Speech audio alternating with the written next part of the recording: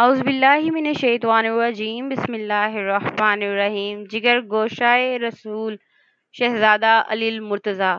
برادر سید السادات غلاب سیدہ فاطمہ سلام اللہ علیہ جنتی جوانوں کے سردار سلطان کربلا امام علی مقام حضرت امام حسین کی ذات وہ پاک ہستی ہیں کہ جنہوں نے دین اسلام کی بقا کے لیے اپنے گھر بار مال و دولت حتیٰ کہ اپنی پیاری اولاد کو بھی قربان کر دیا۔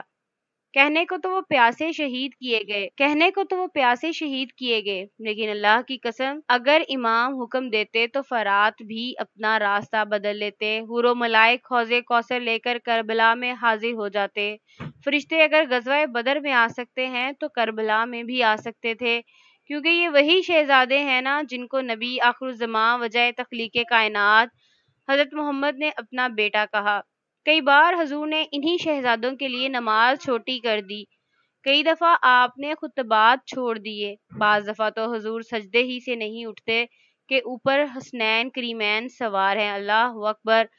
لیکن کربلا میں فرشتے کیوں نہ آئے؟ تو سنیے، اگر وہاں فرشتے اترتے تو کیسے پتہ چلتا کہ خلافت اور بادشاہت میں کیا فرق ہے؟ یہ کیسے پتہ چلتا کہ قرآن و سنت ترک کرنے سے کبھی بھی اسلامی حکومتیں نہیں چل سکتی؟ ہمیں کیسے پتہ چلتا کہ یزید جیسے فاسق و فاجر کی بیعت کرنے سے بہتر ہے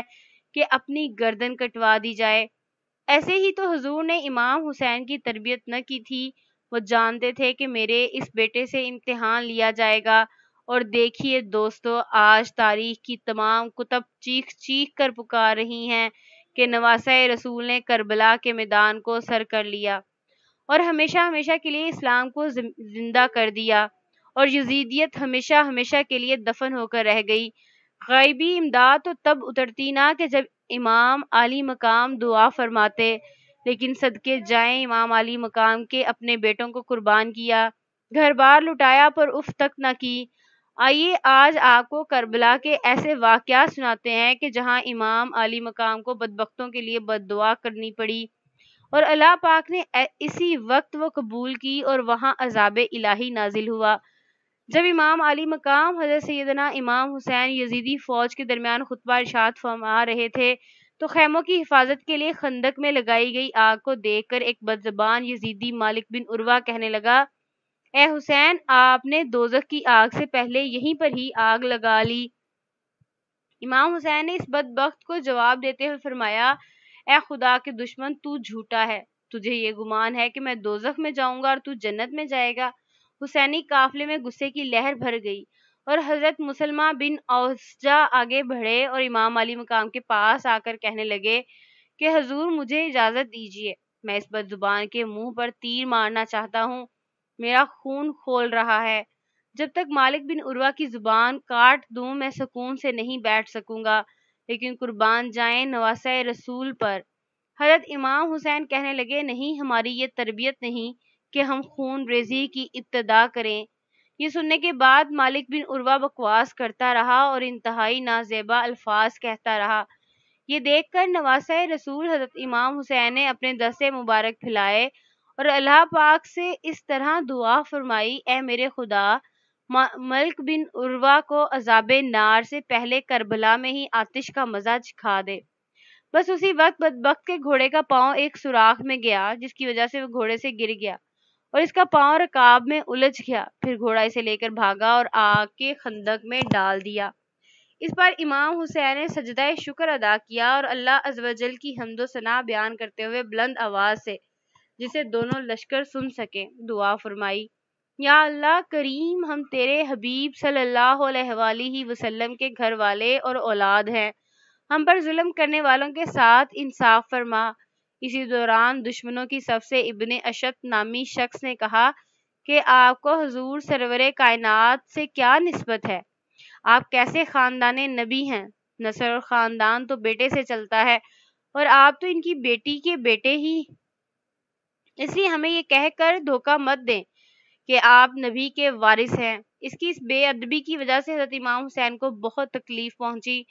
آنکھوں سے آنسو نکل آئے، وہ دربار بارگاہ الہی میں عرض گزار ہوئے، یا اللہ، ابن اشت نے میرے نسب پر جرح کی ہے اور یہ مجھے تیرے پیارے حبیب کا بیٹا تسلیم نہیں کرتا۔ یا اللہ اس بد زبان کو فوری عذاب میں گرفتار فرما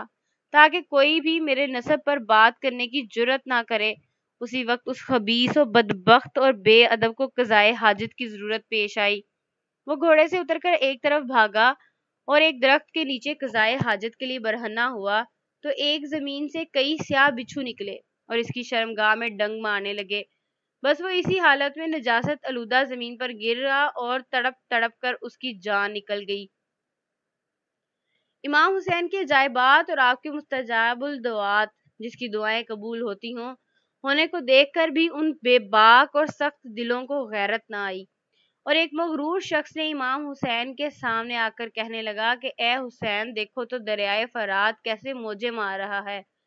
مگر خدا کی قسم تم اس کا ایک قطرہ بھی نہ پی سکو گے، حتیٰ کہ تم پیاسے ہلاک ہو جاؤ گے۔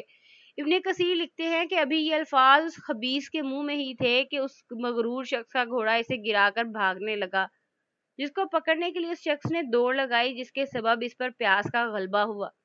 اور وہ پانی پانی کہنے لگا۔ اس کے ساتھیوں نے اسے پانی پلانا چاہا لیکن ایک قطرہ بھی اس کے حلق سے نیچے نہیں اترا